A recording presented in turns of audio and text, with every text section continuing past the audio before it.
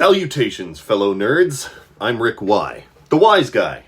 Today is December 22nd, 2024, and trolling through the media that I normally do for insight and news to learn about the world that we live in, I came across more TYT content that just further demonstrates their angle and the new world that they're trying to usher in for themselves, and it's getting pretty gross. So, if you enjoy news, history, or Americana in general, make sure to like and subscribe.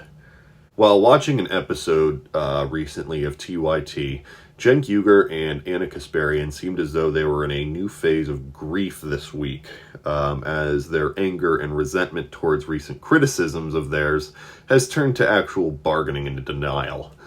The Vanguard, another brilliant progressive YouTube space, gave a really solid coverage of this with a person who used to be on the TYT network, Pastor Dixon.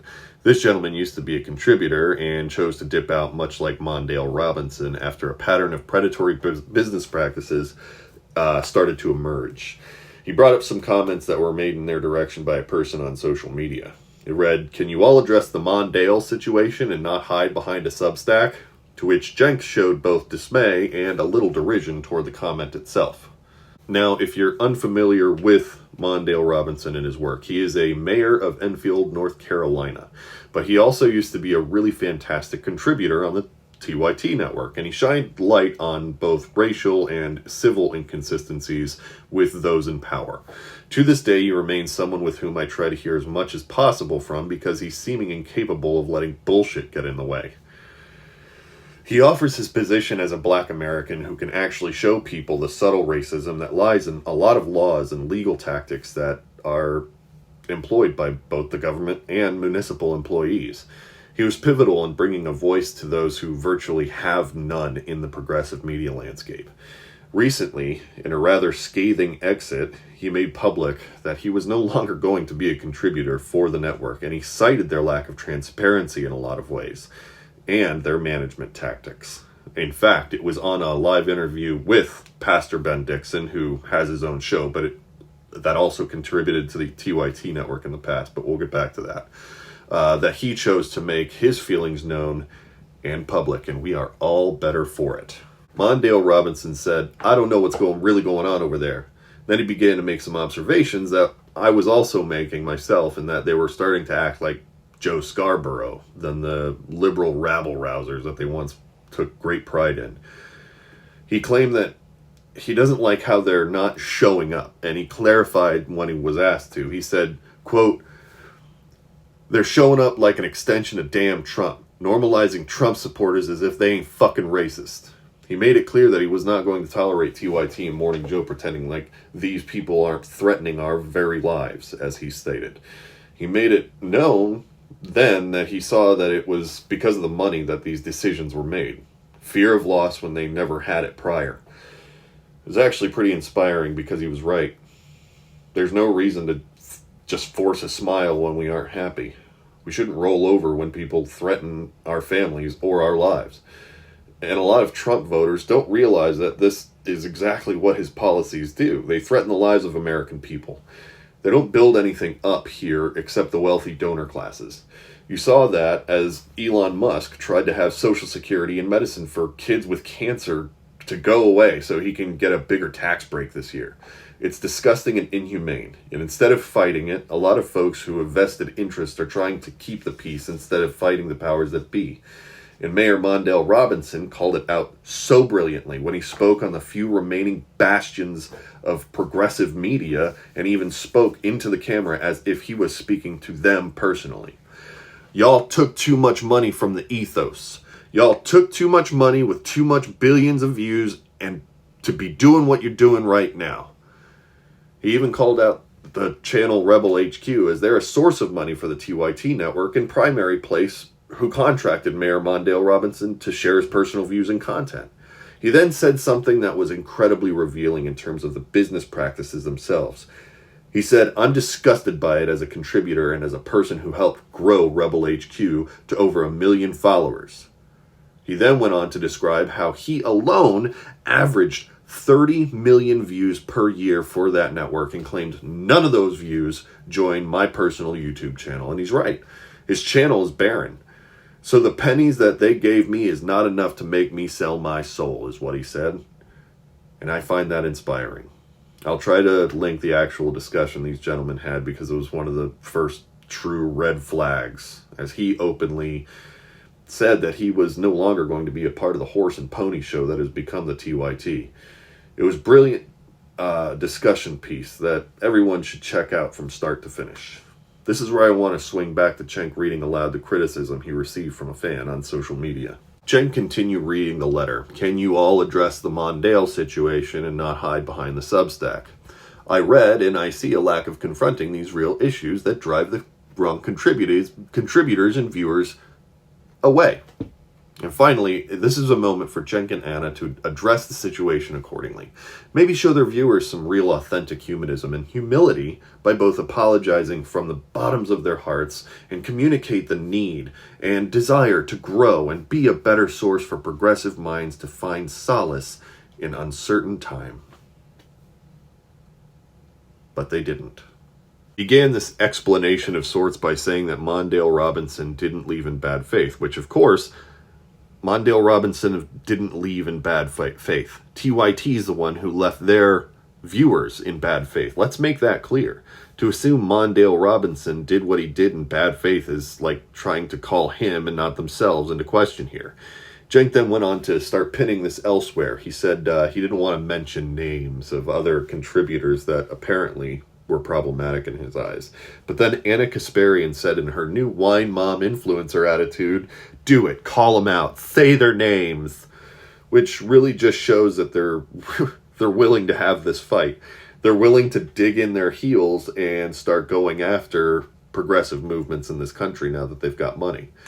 And this is when Cenk started really calling out previous contributors for no reason and claimed that they, quote, hired more trans people and black people than any other network, which really isn't the conversation. That isn't at all the concern. That's just like your racist friend telling you that they're not racist because they know black people. It's a red herring, and it's irrelevant to the point these gentlemen were making. But he continued, unfortunately for all the different contributors of all the different ethnicities, blah, blah, blah, it's a rough program, and sometimes people get moved out of the program because they're not doing that well. Well, good thing he clarified that for us. It's them, not us. They're wrong. Because when he also went on to claim, we don't have that much money, so they just had to start cutting people who weren't making enough revenue for TYT, mind you, not the contributors. And that's the crux to this whole thing. The Vanguard even pointed out that they took $20 million and named themselves something entirely different. It's called Poly Market or some shit. And Cenk said that people calling them out are simply sour grapes who want to burn the whole system down. It's really missing the forest through the trees here, Cenk. And they went after Ben Dixon, who laid everything out for everyone to understand. Truly, the business practices at TYT. Cenk tried to make Ben Dixon someone out to be a person who just didn't earn the illustrious position of being a contributor to their network, and that they had to give it to somebody else.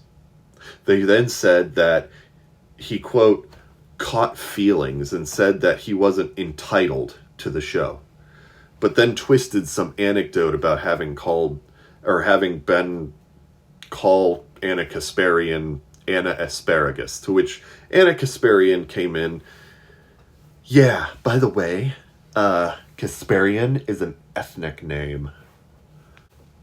Real quick, Ana Kasparian was born in LA, and the name Kasparian is Armenian and can be considered about as ethnic as my own last name, Yablonsky. It doesn't mean anything. She's a white lady. What's worse is she is a white lady who's trying to play the race victim card. There's also nothing inherently racist about asparagus or having some cultural stereotypical ties to Armenia. Like, what are you even doing? Good Lord. That was such an unbearable thing to watch her do. Ana Kasparian is officially the white suburban wine lady who needs to just make everybody feel bad for her imagined plights every second of every single day, while she simultaneously travels the world in style. I want to try and refrain from being overly profane on this channel, but get the fuck out of here. What a pretentious thing to say. These guys have gone off the deep end. Apparently what had really happened was Ben Dixon was taking a walk, just like he does every Sunday, and speaking to his mother over the phone. Apparently his mother asked who the Ana Asparagus person was, as she may have misheard his, speech. I don't know. He thought it was kind of funny, and he told people to try and pull the race card as, again, the white lady from LA. Get over yourself, baby Karen. Pastor Ben Dixon was actually given a platform on the Vanguard wherein he got his position across regarding the actual events that occurred in the past. TYT approached him to start a show with them. That was a lot like Rashad Ritchie's. It wasn't the other way around. On the contrary, Ben Dixon declined. He didn't want it. This is a case of TYT trying to use dishonesty and lies to clear their names and blame everyone else for their behaviors. It's like they were walking down the road and they found a nice big old pile of dog shit, and instead of actually going around it, they stomped right on through it, and now they're yelling at everybody because of the dog shit on their souls. Ben Dixon flat out called them liars. Not misunderstanding. There wasn't anything that was just misspoken, but that Cenk outright lied. He even brought documents to prove his position, something that Cenk Uygur has yet to do when he's made his claims. Pastor Ben Dixon went on to detail why he actually left, which was that he had a contract with TYT through Facebook, and Facebook only. He showed the contract that detailed this, and I've seen it now, that he would exclusively create videos for Facebook for TYT. A few weeks after signing that contract, he saw all of his content had been uploaded to TYT's YouTube without his knowledge or consent as a creator. Then, they didn't even have the decency to pay the man for the views he brought to their YouTube channel. They were pocketing the money this man should have been getting for his work and publishing this dude's content themselves. There was nothing in his contract that allowed them to do this, and they exploited his work and probably many other content creators so that they could build their own name and recognition without giving the content creators the credit or the money for the work that they had put in. They became the very corporate, fraudulent media entity they spent years degrading. They lived long enough to see themselves become the villains. And look, I want to be clear. My goal here isn't about content creators. But TYT and Morning Joe have massive platforms in news that so many Americans depended on for years. And it appears that they're casting it all into the wayside for whatever lucrative opportunities are arising. Recently, this is evident that they have been consumed by the very apparatus that they built their collective legacies trying to warn us all about. And we are lucky to have people like the Vanguard for their stellar coverage of all of this. Without them, a lot of this information wouldn't be available to us. And honestly, it is good to know that the fight continues on. And if you wish to do whatever that you can from where you are to carry on your good fight, I know it's not easy to just start some kind of episode or media platform. But what you do need to do is stay informed, stay engaged, and stay decent. Y'all come back now. You hear?